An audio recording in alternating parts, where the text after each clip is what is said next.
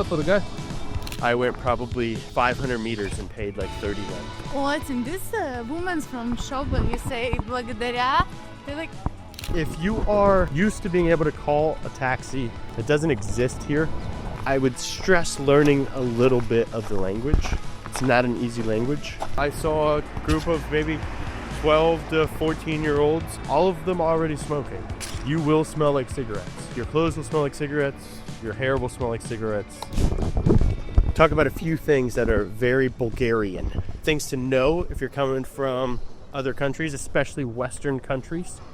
And the first is going to be Bulgarian people time.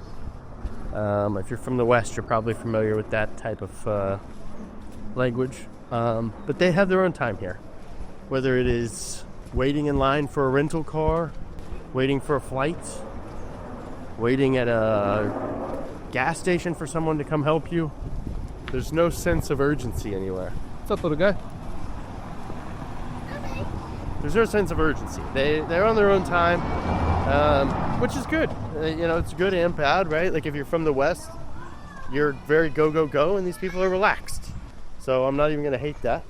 The second that I think is important to talk about is taxis, especially in big cities like Plovdiv and Sofia. If you are used to being able to call a taxi with like an Uber app or something, it doesn't exist here. There are taxi apps like Taxi Me. It's very important to use something like that because if you call a taxi just walking down the street, you will be overcharged, especially if you do not speak Bulgarian. You will spend a lot of money. In Plovdiv, I went probably 500 meters and paid like 30 leva. So that's insane. Leva, that's a good transition to leva. They are on their own currency still. They are part of the European Union. And as of 2025, they are supposed to adopt the euro in 2026. So if you come here in the next couple of months, just know that they are on the leva. So you'll want to go to an ATM. Basically in the airport, right there in the Sofia airport, there's 4 ATMs. As soon as you come through customs, 2 of which are actual banks here in Bulgaria and 2 are Euronet ATMs. Avoid the Euronet ATMs if you can. It'll just help you with fees. You don't want to pay all those fees. Leaving the big cities. As Westerners, I know that we love big cities, especially in places that are unfamiliar. But this is an extremely beautiful country in the countryside. If you can leave the city and drive even an hour outside of Sofia, or if you go to Plovdiv via train, to rent a car there and drive somewhere.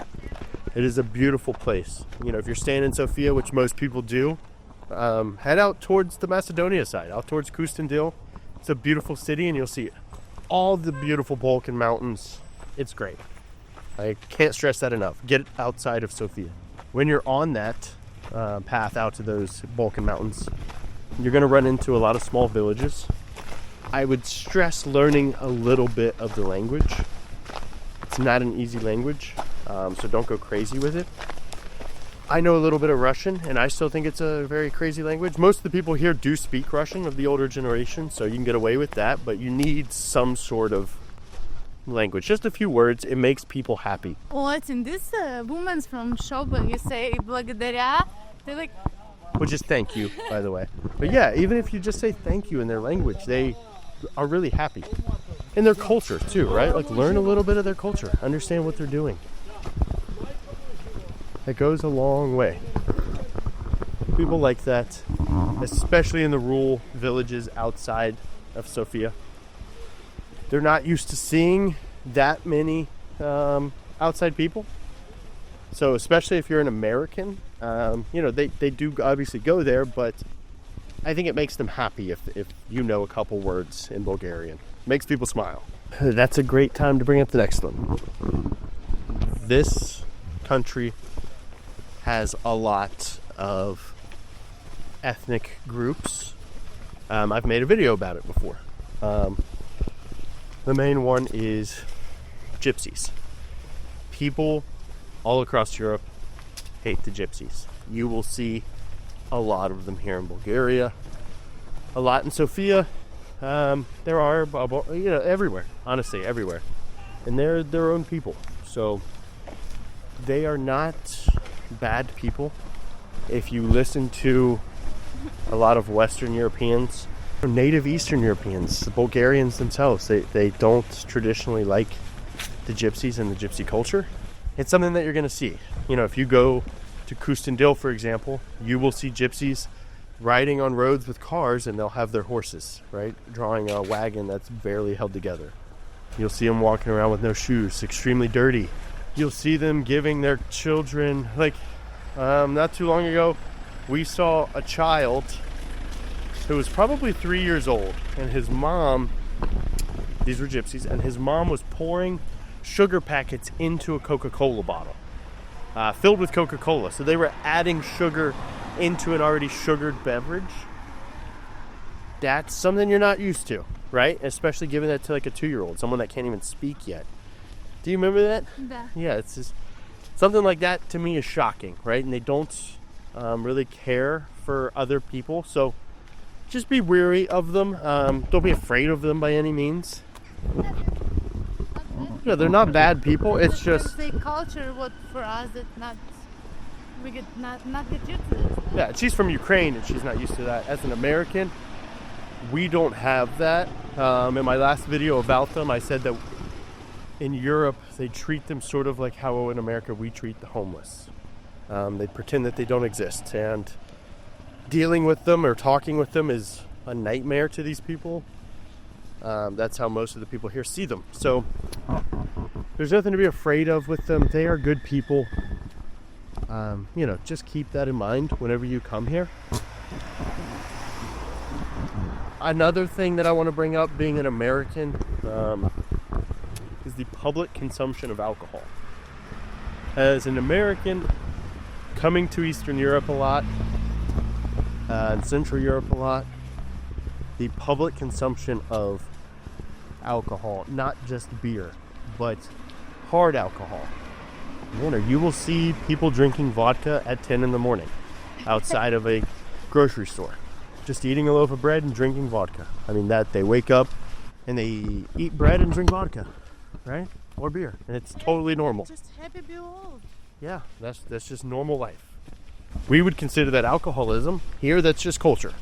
So I would say that that's a good list of things to just kind of consider, to get your mind in the Bulgarian and Balkan mindset whenever you visit here. Do you have anything else? Oh, cigarettes. That's one more.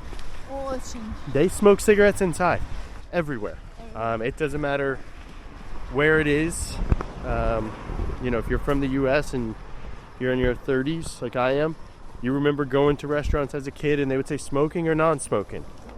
That's not a thing here. They smoke at the tables in the restaurants. Kids, not kids. Kids are there. Kids. Yeah, it doesn't matter. They smoke everywhere. And bringing up kids is another good point there. Just the other day, I saw a group of maybe 12 to 14-year-olds, all of them already smoking. So smoking is just a big part of the culture here. You will smell like cigarettes. Your clothes will smell like cigarettes. Your hair will smell like cigarettes. That's part of being in the Balkans. So just roll with it. It's like when you go camping and you smell like a campfire. That's part of being here. I think those are my kind of big takeaways. Also, this lotto. How to say? The lottery. Yeah, if you've watched my channel before, I've mentioned this before. Eastern Europe in general loves gambling. There's gambling everywhere. Whether it's lottery, the slot machines, the little tiny crappy casinos, they're literally everywhere. I would steer clear of them. I would try not to go there if you could, because it's sort of nothing that you need. They're probably extremely rigged. I went into one in Plovdiv and just lost all my money, but it was just for fun. But I would say that those are good takeaways or good things to think about as a Westerner or an American coming to Bulgaria. I can't really think of anything else to add to that. Yeah, I think that that's a good a good little list. I don't know if that was 10. I'm going to call it 10 things to think of. But yeah. Come to Bulgaria. It's a beautiful country. I remember one thing that we should have added. Dogs and cats. Of course, I don't see any right now. But there are dogs and cats. Not as much in the city center of Sofia, but especially in the rural villages. There's just stray dogs and cats everywhere. As a Westerner, you're not used to seeing that. Especially as an American, you're not used to seeing that. It's not something we have. So you're gonna see dogs that are cold. You're gonna see dogs that are hungry. You're gonna see little kittens that have nothing to eat. And if you have half a heart as an American, you're basically just kind of trained to want to save them. But remember, you can't save every single dog and cat. Even though your instinct still tries to, you can't. There's a million of them. And with the dogs especially, they all have their shots, which I didn't quite understand when I came here. They all get their shots from the city, and then they also get an ear tag. A green, a yellow, or a red ear tag.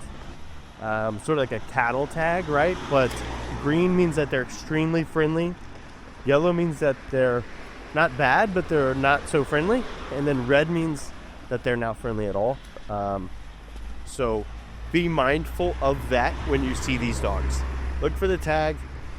I don't think I've ever seen one of them bite anybody. Have you? I see. You remember I tell you about this guy who walked here, like homeless person? Yes, he got barked at. It barks. But he didn't get bit. Not beat him, just trying to put this guy out. This kids. Yeah. So one of them, she's talking about a situation where this guy, who was kind of sketchy, one of the dogs with the red tag was just barking at him because he came into like a playground full of kids, and she seems to think that the dog was trying to save the kids. So red doesn't necessarily mean that they're bad dogs, but it definitely means that, approach with caution because they've been labeled red for some reason. But yes, this is the end of the video officially of my list of things as an American/Westerner to consider and to think about when coming to beautiful Bulgaria.